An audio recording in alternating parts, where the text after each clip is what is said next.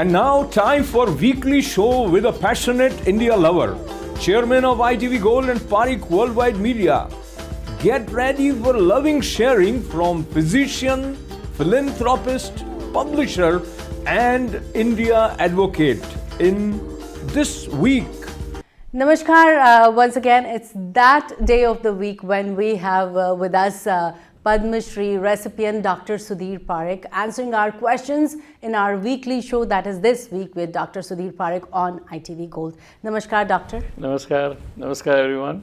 So let's today start with the latest elections in India, starting with Maharashtra, where my question to you is, where did Congress go wrong in losing an election they were supposed to lead? Well, I think probably, there are a few explanations. Number one, rather than Congress going wrong, probably BJP did a good work. Because when RSS is based in Maharashtra, so for them to win that state is very, very critical for RSS purpose. So I think they probably all RSS workers went door to door and make sure that a lot of people vote. Plus, I think they have that Ladli Behna Ladli Behan Yojana. Yes. Where everybody got at least $5,000-6,000, rupees per month for last 3 months. So all those things help. And I think Congress and their Gathbandhan, I think because they won big in Lok Sabha, so they thought that people are with them. Of course, now there are a lot of conspiracy theory too in this win, because this win is very solid win, which is unexpected, So nobody has kind of thought about it. So, but win is win, and I think it's good for BJP. Absolutely. So tell me, your pick on who is going to be the chief minister this time. Is it going to be Fadnavis from BJP or Shinde? I think Fadnavis, because they want to. That's why BJP kind of contested maximum number of seats, because they want to. Now, they got in the power. They knew that they're going to get in power. So now they want a BJP chief minister. So that way, BJP has control of the governance, control of the narration, everything. So most likely it's a Fadnavis or somebody from BJP, may not be Fadnavis, because their main goal is to attract the Dalit and SC votes. That's why this Fadnavis is a Brahmin guy, and Brahmin, they will probably try to replace somebody with the backward class candidates. So let's go to Jharkhand. There was a great win for Jharkhand Mukti Morcha. So tell me, what were the key factors for their win? No, I think BJP's loss. No, BJP lost because in Jharkhand, the campaign of Congress and JPMM, the Jharkhand party, Morcha, has did a great campaign, and they try to convince all the tribal people that BJP is here to take away your land. And I think they got convinced, and that's why they got very big win actually. Because of the Maharashtra win, all the media is not highlighting Jharkhand win, but in Jharkhand, out of 81 seats, they won 57 seats, right, which is almost 3/4 of the seats. And BJP got only 25. So it's a big win. And plus, the other thing is there was a lot of sympathy for that Hemant Soren, because he was jailed for no reason. ED jailed him for no reason for 1 month. So before main election. So I think that's why I think in Jharkhand they got a lot of sympathy vote there. Okay. So tell me, how does this impact confidence of BJP government in center as well? Well, I think it will get overall it will get good boost in the center. But again, the win in Vidhan Sabha or state level doesn't make much difference in the in the center, except that number of Rajya Sabha seats you get more.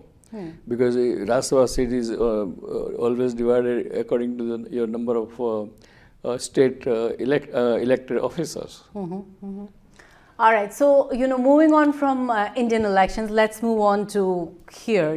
About the Trump's cabinet, which is now like mostly fully nominated. So tell me, any surprises in the nominations? Well, I think there are a couple of surprises because Trump wants to kind of disrupt the normal thing.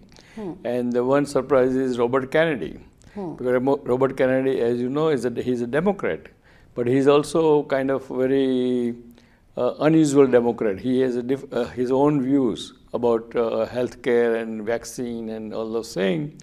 And he's now in charge of health administration. It means all this vaccine and drugs and everything goes to his department.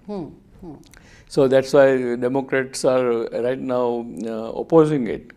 Because they think that, but I think they should not oppose it because he is more kind of pessimistic, not pessimistic, but is questioning the safety of the vaccine, safety of the drugs, the safety of this, and there's nothing wrong in it because by doing that, on the contrary, he's kind of helping the common people or consumers. So, and he's a smart man. Yeah, I mean, he's a very smart guy, very well learned, very well, he can communicate very well. And as you know, he's coming from the dynasty Kennedy family. Absolutely. And who are like your top 3 picks? For, of course, Trump's administration. No, I mean, it all depends upon which department we are talking about. I think he has now this Mario, what's his name? A Florida guy, Mario, last name I kept forgetting.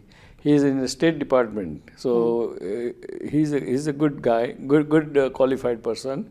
I think Robert Kennedy is also very good, and third one, this Finance Secretary, a Treasury Secretary. He's very good because he is a well-known hedge fund manager and founder of a hedge fund in on Wall Street, a successful guy, and I think his kind of thinking is like Trump thinking, small government, less taxes, and so forth. I think he's a good.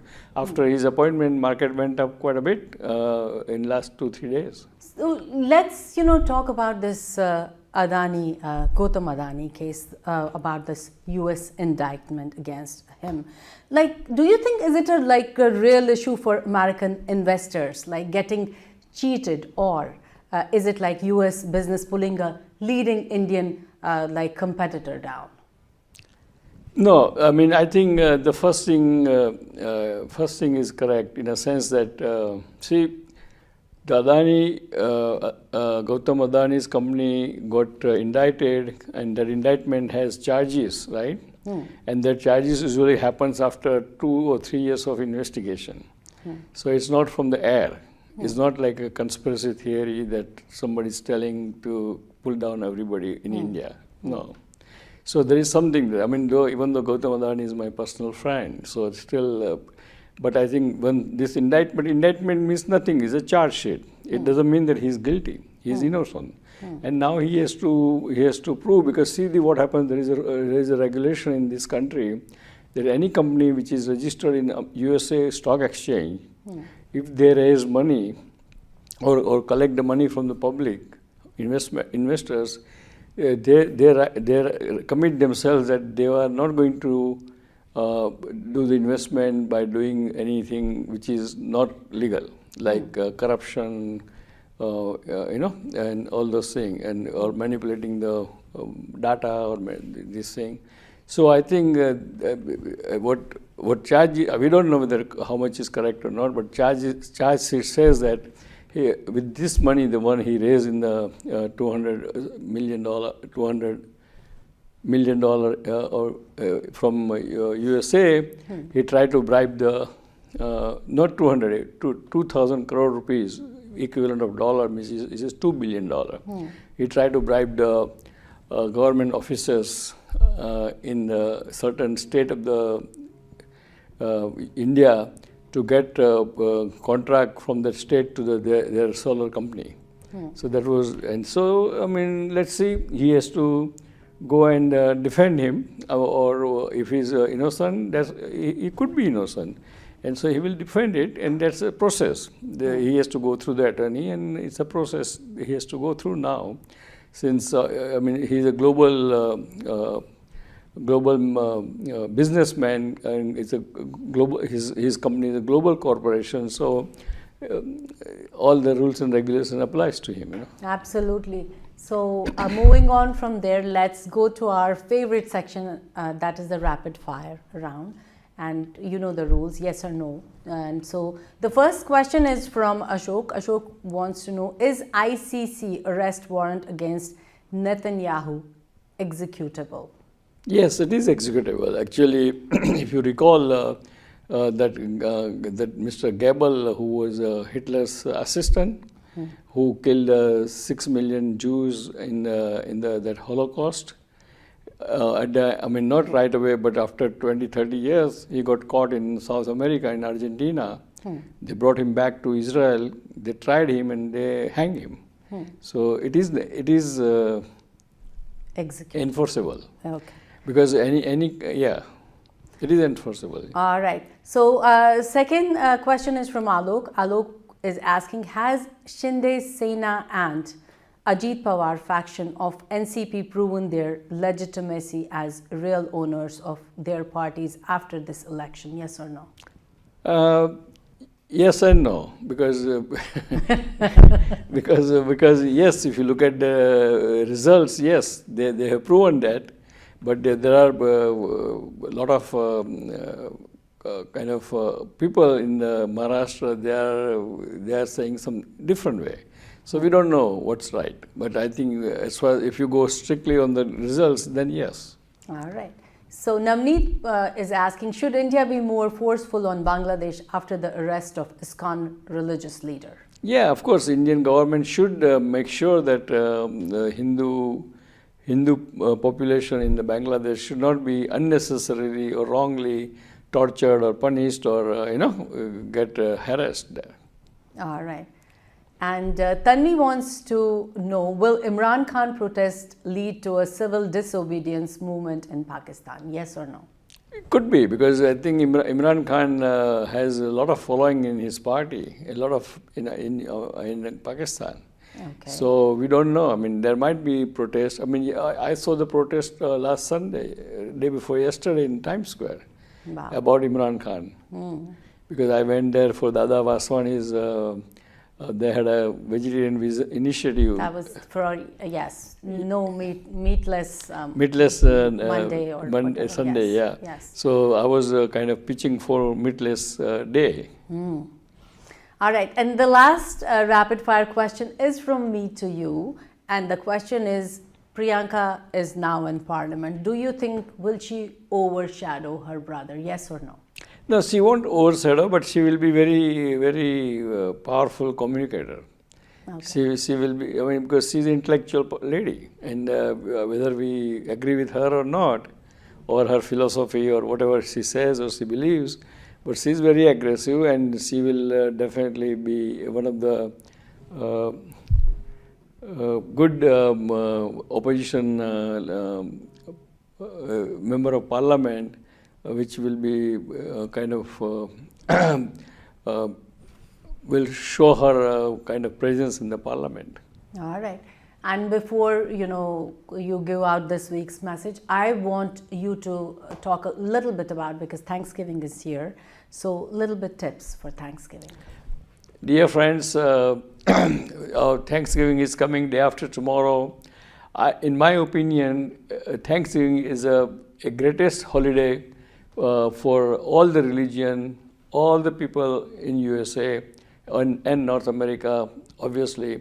And I think we all, Indian American, Indian diaspora, South Asian Indians, Indian American, all should celebrate with the same vigorous and same zeal and same fanfare this Thanksgiving Thanksgiving Day, because we all should thank USA to gave us the opportunity to come here and excel in our profession and make our family life very successful.